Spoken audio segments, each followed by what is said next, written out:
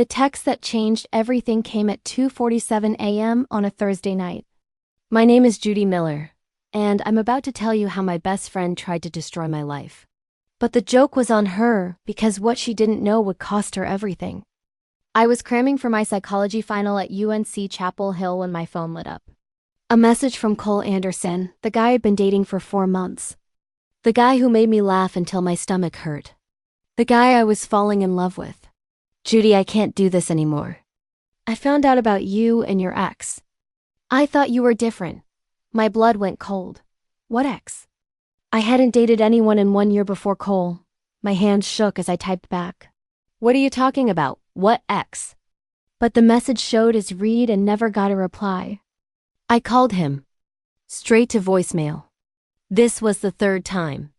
3 guys in 5 years. Each one ghosting me right when things got serious. Right when I started to believe maybe I wasn't cursed in love. Through tears, I called my best friend Stacy Parker. Judy, it's almost 3 a.m. What's wrong? Cole broke up with me, I sobbed. He said something about me and my ex. But I don't have an ex. I don't understand what's happening to me. There was a pause. Too long of a pause. Oh, honey, Stacy said, her voice dripping with fake sympathy. You just have terrible luck with men. Don't worry. You'll find someone eventually, maybe. That word hung in the air, maybe. Can you come over? I asked. I really need you right now. I wish I could, but I have an early class. Get some sleep, okay? Tomorrow will be better. She hung up before I could respond. I sat there in my dorm room, staring at the dark wall. Something felt wrong. Really wrong. But I pushed the feeling down.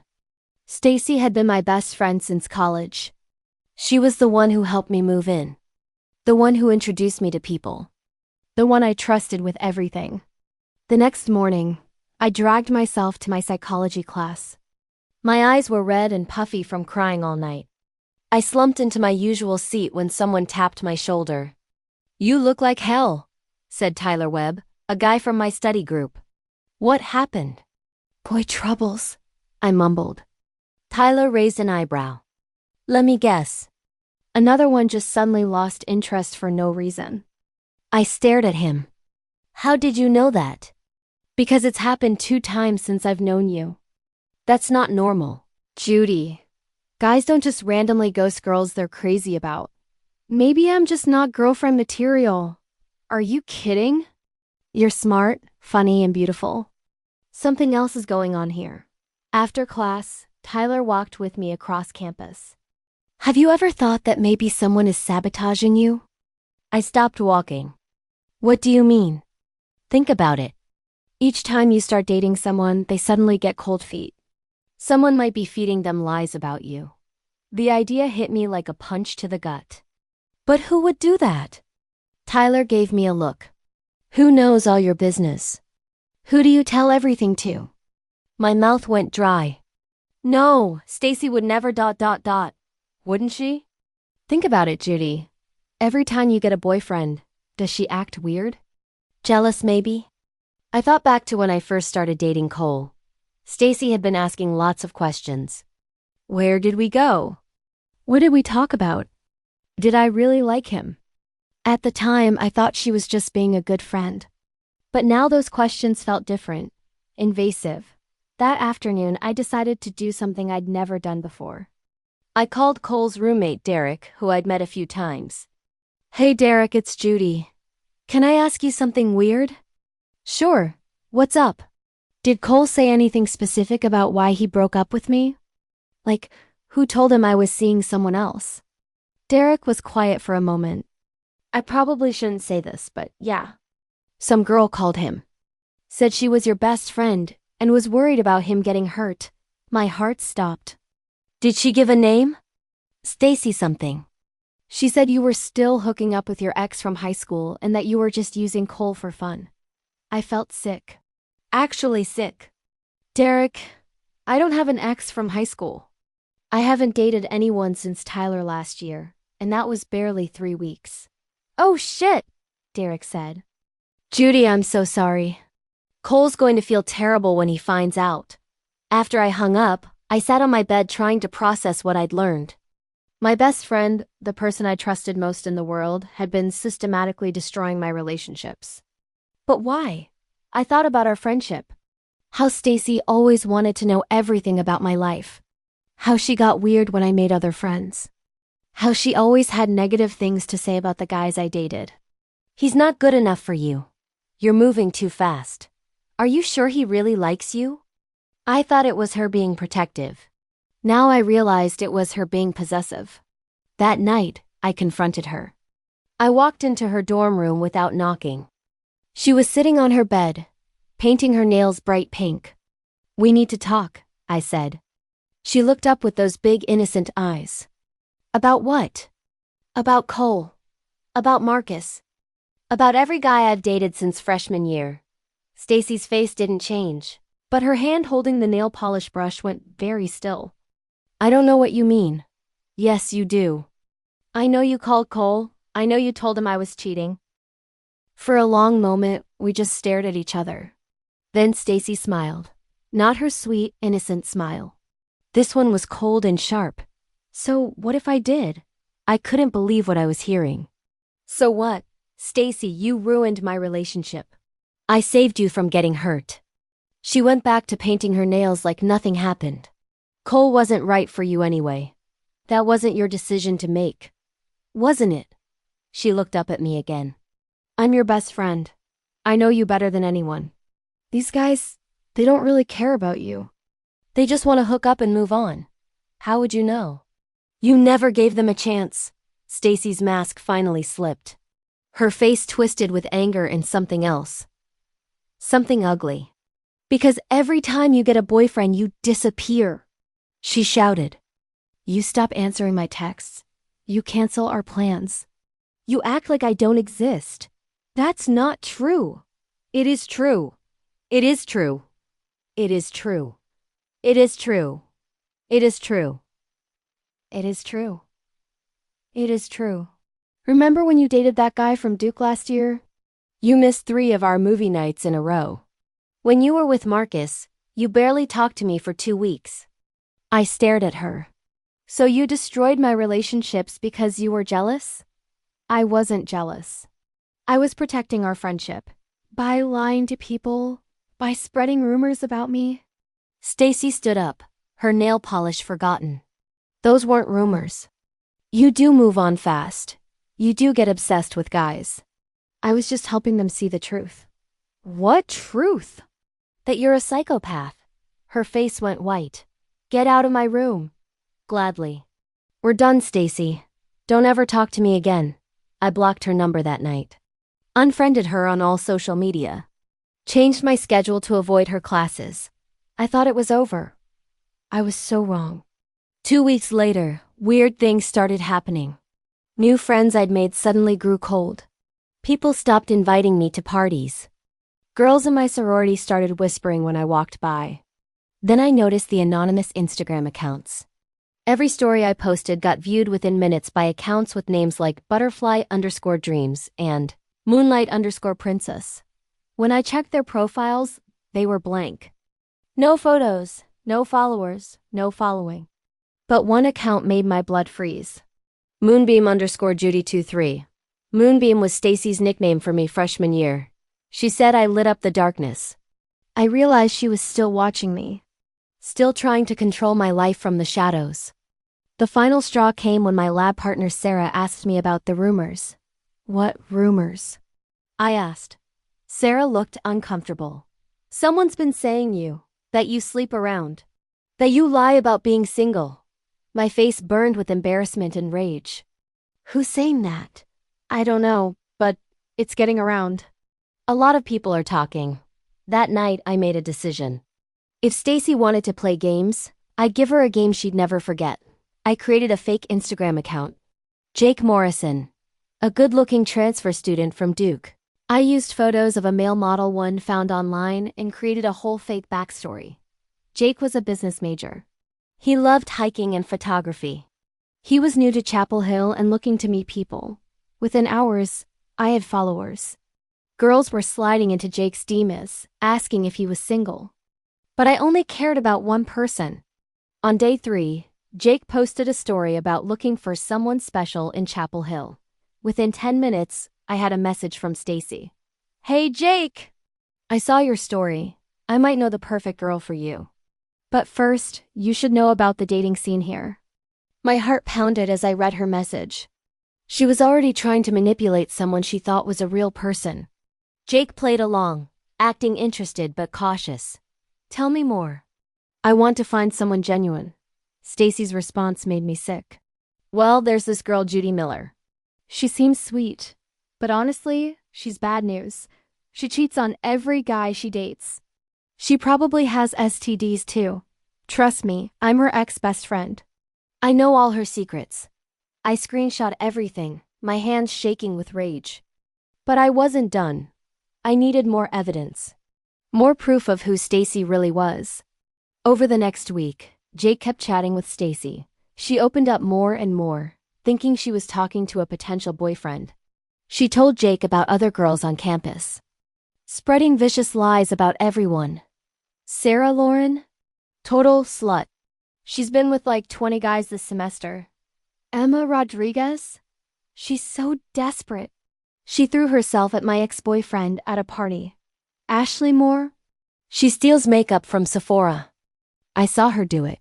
Rachel Kim? She pretends to be smart, but she pays people to write her papers. None of it was true.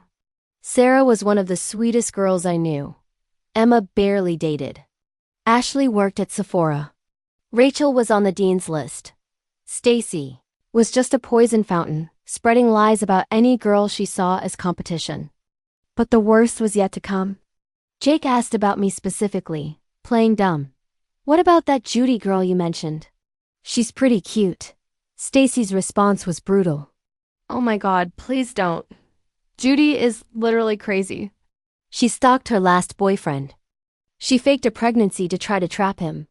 She cuts herself for attention. She's been in therapy since high school, but it's not working. She's dangerous, Jake. Like, actually dangerous. Stay away from her." I stared at the message, tears streaming down my face. Not because I was hurt, but because I was furious.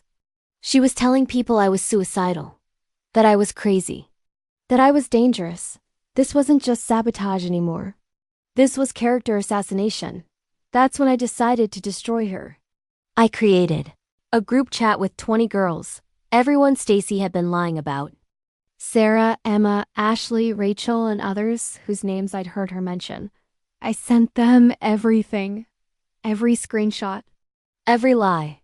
Every manipulation. The response was immediate and explosive. Sarah was crying when she called me. She told people I was sleeping around. "Judy, I've never even had a real boyfriend." Emma was furious. She said I threw myself at her ex. I've spoken to maybe 3 guys all semester. Ashley was devastated.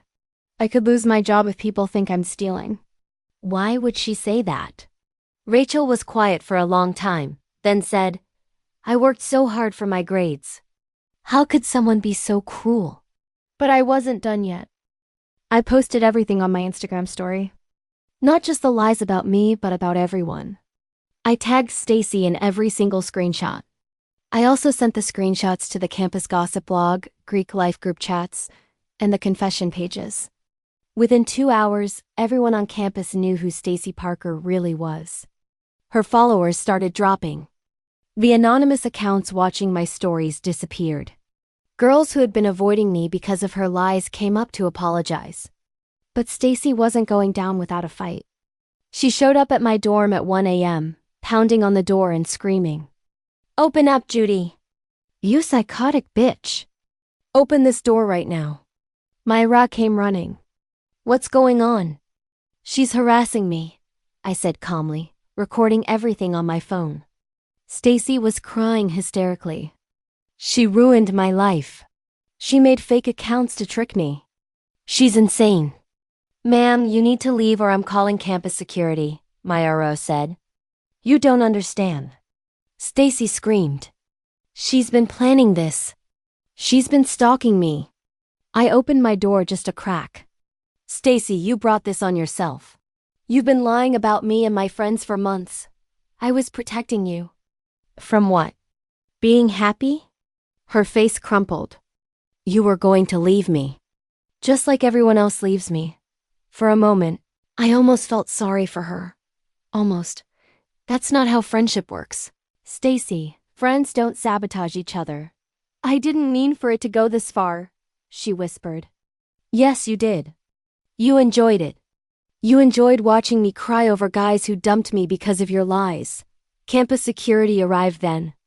They escorted Stacy back to her dorm with a warning about harassment. But the damage to her reputation was done. The next day, I heard she'd been dropped from her sorority. Her little group of followers had abandoned her. Even her roommate requested a transfer. The day after that, she stopped coming to classes. 3 days later, I saw her parents loading boxes into their car outside her dorm. She was transferring to another school. I watched from my window as she got into the passenger seat. For a second, she looked up at my building. Our eyes met across the parking lot. I didn't wave. I didn't smile. I just watched her drive away. That was 8 months ago. Cole apologized when he found out the truth. So did the other guys Stacy had lied to. But I wasn't interested in rekindling old relationships. I needed to focus on healing and rebuilding my life. I made real friends. People who celebrated my successes instead of sabotaging them. People who wanted me to be happy, not dependent on them. I started dating again too. A guy named David from my research methods class. When I told him about Stacy, he just shook his head. That's not friendship, he said. That's obsession. He was right. Last month, I got a long email from Stacy. She was at a school in California now. Supposedly in therapy, supposedly sorry for everything she'd done. I know you'll probably never forgive me, she wrote. But I need you to know that I know I was wrong. I was jealous and possessive, and I destroyed the best friendship I ever had. I'm working on myself now. I hope you can find happiness. I read that email 3 times. Part of me wanted to respond. To tell her I was glad she was getting help. To offer some kind of closure. But I didn't. Some betrayals cut too deep.